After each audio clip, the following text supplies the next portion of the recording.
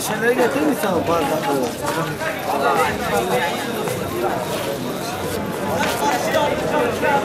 لا إله إلا الله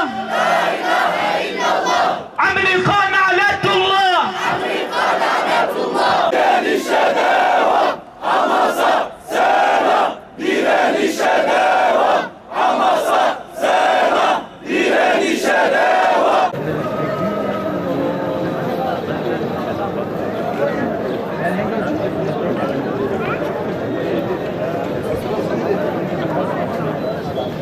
Saat yani muhteşem bir şey.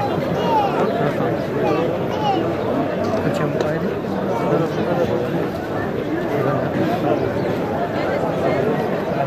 Tekbir! Allahu Ekber! Allahu Ekber! Allahu Ekber! La ilahe illallah! Muhammed Resulullah! La ilahe illallah!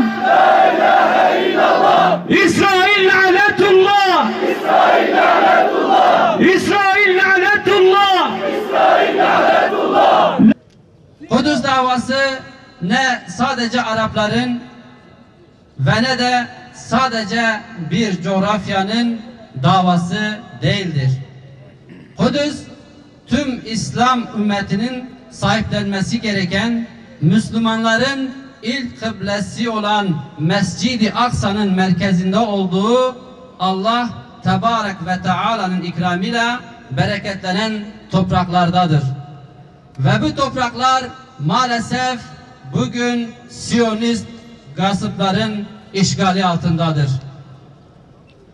Dünya Kudüs günü, dünya zalimlerinin anası konumunda olan büyük şeytan Amerika'ya, onun topraklarımızdaki sopası Siyonistlere başkaldırı ve direnişi sembolize eden bir gündür. Bugün mustazafların, müstekbirlerin kara yüzüne tükürdüğü, İzzetin zillete kıyamını izhar ettiği gündür. Bugün isterdik ki özgür Kudüs'ün kalbi olan Mescid-i Aksa'da cuma namazımızı hep birlikte ikame edelim. Avuç avuç dualarımızla Rabbimizin ilahi dergahına çıkalım. Fakat ne yazık ki bugün tüm dünyanın ve özellikle de halkı Müslüman olan devletlerin, onların kukla liderlerinin sessiz ve etkisiz zillete boyun eğmiş hallerini acılar içinde seyrediyor ve Kudüs'ün haline hep birlikte ağlıyoruz. Zillet elbisesi müminin giyebileceği bir libas değildir. Bu yüzden Müslümanlar kendileri arasındaki ihtilafları, çekişmeleri toprağa gömmeli, yeniden hep birlikte ayrılığa düşmeden feraset ve basiretle sıkıca Allah'ın ipine sarılmalı ve gücünü, enerjisini tekrar toplamalıdır. Artık İslam düşmanlarının karşısında Allahu Ekber nidasıyla kıyam etmenin vakti gelmemiş midir? Bugün Kudüs her zamankinden fazla Müslümanlara ihtiyaç duymaktadır. Siyonist koloni 1,5 milyar Müslümanın gözlerine baka baka pervasız ve vicdansızca uyguladığı katliamların İslam coğrafyasında ekmiş olduğu fitne tohumlarının ve sebep olduğu akan kanların hesabını vermelidir. Bu hesabı soracak olanlar da elbette ki izzetli Müslümanlardır. Bu münasebetle hiç kimsenin, hiçbir hareketin, hiçbir devletin kendi çıkarlarını düşünmeye hakkı yoktur. Ehl-i kıble olanların İslam ümmetinin maslahatını düşünmeleri kaçınılmaz ve elzem bir hal almıştır. Umuyoruz ki Müslümanlar bu bilinçle hareket edip kederli günlerimizin son bulması için yeni bir sayfa açarlar.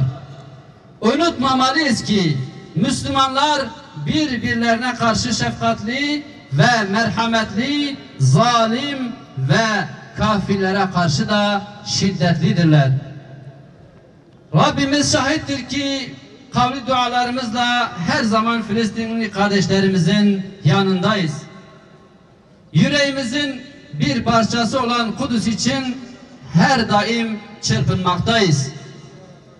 Fiili olarak zayıflığımızdan ve güçsüzlüğümünden dolayı da Allah'a tevekkül ediyoruz.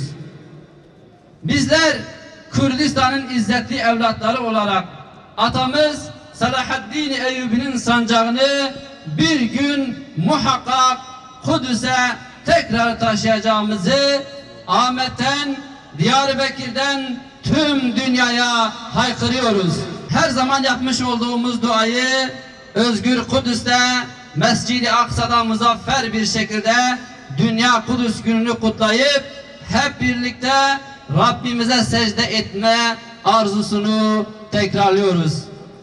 Allah Tebarek ve Teala'dan mustazafları müstekbirlere karşı üstün kılmasını, Filistinli kardeşlerimizi de Siyonist İsrail çetesine karşı muzaffer etmesini şanı yüce Rabbimizden bir kez daha diliyoruz.